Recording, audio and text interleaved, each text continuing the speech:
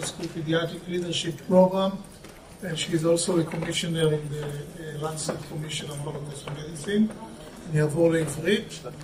היא ידידה יקרה וקולגה יקרה שמגיעה אלינו מאוניברסיטת בראון, בית הספר רפואה שמה, שמעורבת כבר כ-15 שנה בתחום של שואה ורפואה.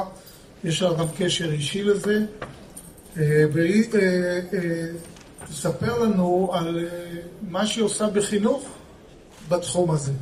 אדי, בבקשה. תודה רבה. I'm so honored to be here today with all of you, and I wanted to say maybe it's Acharon Chaviv, I hope so. To just say thank you to all the previous presenters. Just such a rich source of scholarship here. I just wanted to show you my title slide that I've been using in my teaching. You might see something a little bit different about this, in that I do list my credentials, and I did work hard for those, but I also list the hidden CV, my personal narrative, the story that I bring to my work, and I try to humanize that and show the students and faculty members, it's lifelong, that the stories we bring influences our work in this area and all our areas. And I've had some very positive feedback on that type of slide. So toda rabah to the organizer, Dr. Shashalovsky, the entire conference. I want to thank everyone here for all you do and all you are. So, within three themes of reflection, relationship, and resilience that emerged in the concept of professional identity formation in a commentary that I wrote about this in 2015 for a special theme issue in Academic Medicine. At that time, I was discussing resilience as not only being emotional, but also being moral. And it affects well-being in health professions, education, and practice. Professional identity formation is distinct from professionalism because it's not just a checklist of behaviors. And I've published with Professor Rice and Professor Check in Stat News, quote, "When the doctor in the white coat or the nurse in the blue scrubs approaches you in your hospital bed, it's not enough that they bring a stethoscope, technical skills, and knowledge. They must bring humanity, moral character, and agency." So around this time, I also published on reflection in our work is on our being. It's not only on our action. And Professor Rice and I published at that time in Academic Medicine that we can support professional identity formation with history of legacy of medicine during the Holocaust, this history to become part of our DNA, and the question is why. So here I'm showing you that we're trying to bring some theory in medical education to what we do. Professional identity formation has been defined by Cruz et al. As a representation of the self achieved in stages over time, in which the characteristics, values, and norms of the profession are internalized, so we think, act, and feel as a physician. And Holden et al. Wrote that this is about core values, moral principles, and self-awareness. It becomes a moral anchor. Within nursing education, and thank you so much to Ora and Romem for all their wonderful work, we have these different areas of values and ethics and knowledge, which includes critical reflection, leadership, and professional comportment. And you can start to think about all you've heard today and how that can relate to these important areas of professional identity formation. These are core domains. But the thing is that it's active and dynamic, this whole process. It's lifelong and developmental. It's not just passively absorbing things that are going on, because we're going to have our experiences which become transformative, creating meaning and agency, impacting our formation, and then that formation, hopefully healthy, is going to impact how we look at all of those experiences and dilemmas and complexities in what we do. It's an active process, and we're making active choices. So we care not only about having the identity, but what you're doing with it. And I like this poster that was at a university, that there's no shortcuts here. It's not a moral compass app. We need education on this. And there was an article by McDermott et al. In the JGIM journal saying that we've got to develop professional identity as a change agent in getting out there also as global citizens. So what happened was, I became more involved in this work and I was invited to develop reflective writing. And I want you to know that there is a scholarship out there with many papers written by, partly with Professor Rice and Wall, that we don't just use reflective writing, but we do it in a scholarly fashion. And I was asked to bring this to a study trip in Auschwitz for medical and psychology students of the Witten-Herdecke Faculty of Health in Germany. It was a transformative experience for me, and we believe, based on our work during the trip and qualitative data, it was also for them. And I brought and bring lenses of medical educator, clinical psychologist, and daughter of an Auschwitz survivor, Moses Volaski, whose entire family was murdered in the Holocaust. And I've seen up close how powerful this personal narrative is for the transformative learning in the work, and it impacts learners at all stages. These are some photos that I use in my teaching and presenting, including where my father slaved in Auschwitz-Birkenau in what was called Canada and almost died numerous times. I then took a deeper dive, moving from theory to practice for morally resilient and responsible professional identity formation, to think about how do we design effective educational modules, seminars, courses, reflective colloquia, study trips, and assess impact across the life cycle in all of these areas of undergraduate, graduate, and continuing health professions education. So this is a goal of the Lancet Commission, which you've heard about, which I'm really honored to be serving on, and Professor Rice is a co-chair. We have several of our members here today, to think about how can we do this to promote ethical conduct, compassionate professional identity formation, and moral development. Take a look at this paper in Lancet announcing our commission and what the goals are. The Kern model for curriculum development is something I presented on years ago, actually, in our Houston conference, to say that these are the needs in medical education. We use the history of medicine and the Holocaust for historical awareness and reflective practice. We want the morally resilient professional identity, and we want history and reflection with examples of moral courage and resistance, and tap into the contemporary relevance. So what I did was I put together a presentation with this title related to resilient professional identity formation, and I subtitled it, A Holocaust Survivor's Daughter Teaches German Medical Students at Auschwitz, and it was remarkable how people were very drawn to that. We try to fill the rooms when we give these talks.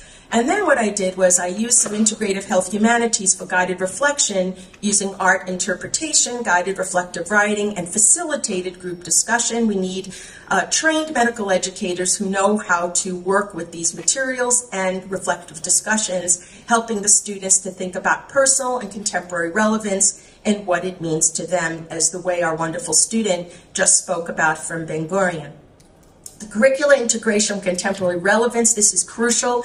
We have required curriculum in America on diversity and equity and inclusion and cultural humility. We want to see this work included in that. Humanism in medicine, these some areas, social justice and ethics, and in all different types of health professions, curricula, faculty, and students.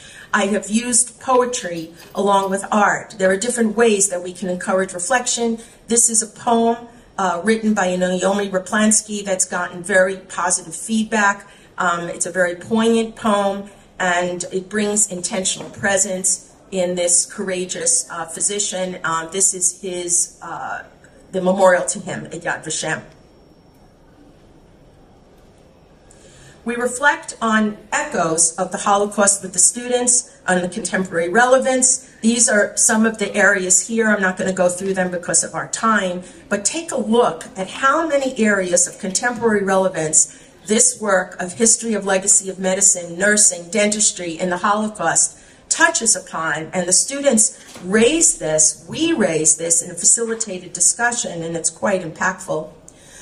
We published recently on impact. These are not easy papers to publish, but they're needed to go to curriculum deans and say, it's not just us telling you, the students' voices will tell you. These were nursing students, and we studied the impact. I did a 2-hour seminar there with reflective discussion, and we did a survey and qualitative analysis, and the impact was quite remarkable here, as you could see, with extreme positive significance in pre and post survey work and salient themes coming through, that they were knowledgeable in the role of nursing in the Holocaust. They were thinking about the nurse as a patient advocate with judicious obedience. In other words, you don't just obey, but you think about, are you going to be obeying at the time? Adherence to ethics and values, and they did like using art and reflective writing to process experience. I hope you'll take a look at this paper.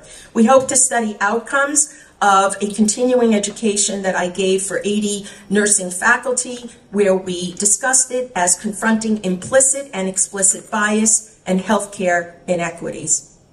This is some work that we did at the Eastern Virginia Medical School. Take a look at these percentages pre-post in the survey that the students were saying, did we achieve our objectives in teaching the history, in looking at moral courage exemplars, in thinking about contemporary relevance, and it went way up each time. These are just some qualitative comments. Again, I'm not going to go through all of these, but when you read the comments from the students, it's quite remarkable that a first-year medical student in a 2-hour seminar, when they take this seriously and it's facilitated with critical reflection, could come up with very deep comments about how it touched them, with poignant examples, and they say they're not done processing this seminar. They're going to continue on thinking about this, how to become a better social justice advocate, etc. Looking at injustice, things like that. One student sent me an email afterwards that she drew this.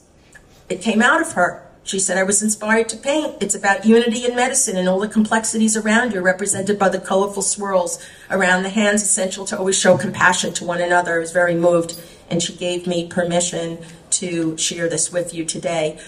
We've had some very remarkable impact with a milestone of presenting for the National Association, the American Medical Association of American Medical Colleges, with my Lancet Commission co-chair colleague, Dr. Hildebrand, and we had some surveys showing that we had over 1,000 registered, about over 600 attended with a Zoom presentation, and that, again, we had 4 and 5s out of 5 on scales of satisfaction and learning, many of them saying that they were going to continue their learning, and very thankful for positive reinforcement of values. We did it a second year in a row, bringing in some student perspectives, and again, we were very, very gratified with the survey results. I think that's why they invited us back the second time. I want to give you chizuk and show you that I've been to all of these schools around the world, and people are listening and starting to be interested in regard to this work in professional identity transformation. And Marguerite wrote that there is an ethics of memory, and we know that, and we're going to do this work, and we are doing this work. We need more work in graduate medical education, residency education, and this was a talk that I gave. These are students entering residencies, and they were there from Egypt, Pakistan, and Canada. Hot off the press, a paper showing impact with our German medical and psychology students. We did reflective analyses for almost 2 years. It was published on Yom HaShoah. You cannot make this stuff up. Holocaust Memorial Day in the German Medical Education Journal. I hope you will read this. I hope you will look at this. These are some of the themes that emerged from our qualitative analyses of the German medical students' writings. They were reflecting on themselves in their professional and personal formation, their moral personhood, abuse of power in the past, etc., as you see here on the right. I love this theme that emerged of intention to use learning for moral courage and responsibility. I've understood it's good to stop and question your work. Look at these beautiful comments from them. I want to initiate change. I've sharpened my senses for dehumanization. I need to find the courage to raise my voice in such situations. It goes on. And you can read, we have a whole set of exemplar quotes in this paper. Please take a look at it. We worked so hard on this. I had a dream, and my dream was to bring United States medical students to Auschwitz. I mentioned this to Oakland University in Michigan president, and she said 3 words, let's do it. And she started a fundraising campaign. We took 19 students last year, and we're taking 20 in July. Parker Palmer said, we need a new kind of professional. We need a moral apprenticeship to learn to be the kind of person entitled to serve others. And Elie Wiesel said, indifference for me is the epitome of evil. Here I am at Birkenau, at Canada, speaking to the students where my father slaved, showing them beautiful pictures of him dancing at weddings and with his grandchildren. We are thinking about going onward with longitudinal impact studies. We want to look at putting this in all diversity, equity, and inclusion, quote, competencies to combat anti-Semitism and racism, and also to impact our disability curricula. So, in the end of the day, when we think about this, we ask, what is your story, the story that you are crafting of you as a health professional and a global citizen? In a poem, Emily Dickinson wrote, "There is a sliver of light where the meanings are." Thank you so much, and this is my email address and my Twitter handle. It's been an honor and a privilege to share this conference with you today.